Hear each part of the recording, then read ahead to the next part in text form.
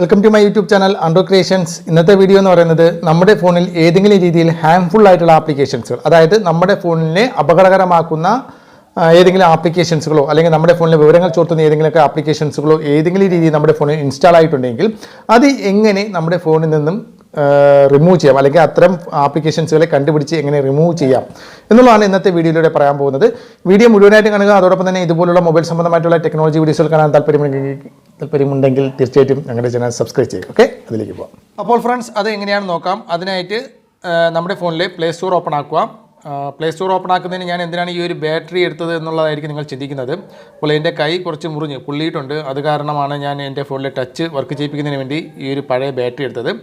ക്ലോക്കിൽ മറ്റേക്ക് നമ്മുടെ വീട്ടിലെ ക്ലോക്കിൽ മറ്റേക്ക് പഴയ ബാറ്ററി ഉണ്ടെങ്കിൽ ഈ ബാറ്ററിയുടെ നെഗറ്റീവ് പോയിന്റ് ഉപയോഗിച്ചുകൊണ്ട് അനായാസം നമ്മുടെ ഫോണിൻ്റെ ടച്ച് സ്ക്രീന് വർക്ക് ചെയ്യിപ്പിക്കാൻ സാധിക്കുമെന്നുള്ളതാണ്. അപ്പോൾ നമുക്ക് കാര്യത്തിലേക്ക് തന്നെ പോവാം. അതിനായിട്ട് നമ്മുടെ ഫോണിലെ പ്ലേ സ്റ്റോർ ഓപ്പൺ ആക്കുക. പ്ലേ സ്റ്റോർ ഓപ്പൺ ആക്കിയ ശേഷം നിങ്ങൾക്ക് ഇവിടെ ഒരു ഐക്കൺ കാണാൻ സാധിക്കും. നിങ്ങളുടെ പ്ലേ സ്റ്റോറിലെ മെനു ഓപ്ഷനാണ്. ജസ്റ്റ് അതിലൊന്ന് ക്ലിക്ക് ചെയ്യുക.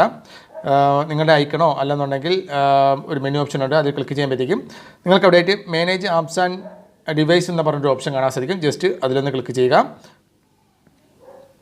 അതിൽ ക്ലിക്ക് ചെയ്യുമ്പോഴത്തേക്കും നിങ്ങൾക്ക് ഇവിടെ ആയിട്ട് നോ ഹാംഫുൾ ആപ്ലിക്കേഷൻ എന്നോ അല്ലെങ്കിൽ നോ ഹാംഫുൾ ആപ്ലിക്കേഷൻ എന്നൊക്കെ പറഞ്ഞ ഒരു ഓപ്ഷൻ കാണാൻ സാധിക്കും. ഈ ഒരു ഹാംഫുൾ ആപ്സ് എന്ന് പറഞ്ഞ ഓപ്ഷനിൽ ക്ലിക്ക് ചെയ്യുക.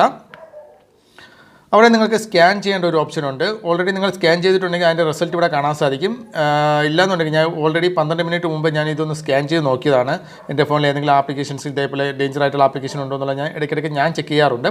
നിങ്ങളും ചെക്ക് ചെയ്യുന്നില്ല എന്നുണ്ടെങ്കിൽ തീർച്ചയായിട്ടും ഇടയ്ക്കിടയ്ക്ക് ആഴ്ചയിൽ ഒരിക്കലെങ്കിലും ഹാംഫുൾ ആയിട്ടുള്ള ആപ്ലിക്കേഷൻസുകൾ വല്ല നിങ്ങളുടെ ഫോണിൽ വന്നിട്ടുണ്ടോ എന്നുള്ളത് ജസ്റ്റ് നിങ്ങൾ ചെക്ക് ചെയ്യുക.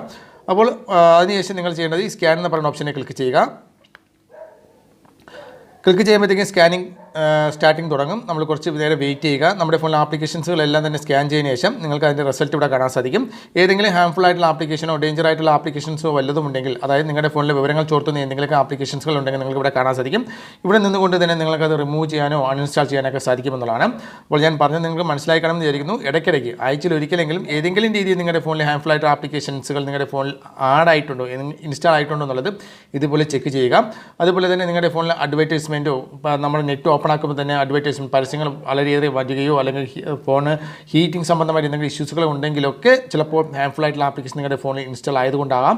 അപ്പോൾ അത്തരം പ്രോബ്ലംസുകൾ ഉണ്ടെങ്കിലും നിങ്ങൾക്ക് ഇതേപോലെ പ്ലേ സ്റ്റോറിൽ പോയിട്ട് പ്ലേ പ്രൊട്ടക്റ്റ് എന്ന് പറഞ്ഞ ഈ ഒരു ഓപ്ഷനിൽ നിങ്ങൾ ഈ ഹാംഫുൾ ആയിട്ടുള്ള ആപ്ലിക്കേഷൻസ് ഉണ്ടോ എന്നുള്ളത് ചെക്ക് ചെയ്ത് ഉണ്ടെങ്കിൽ അവ അൺഇൻസ്റ്റാൾ ചെയ്ത് കളയുക എന്നുള്ളതാണ് ഏറ്റവും ബെറ്റർ ആയിട്ടുള്ള വഴി എന്ന് പറയുന്നത്.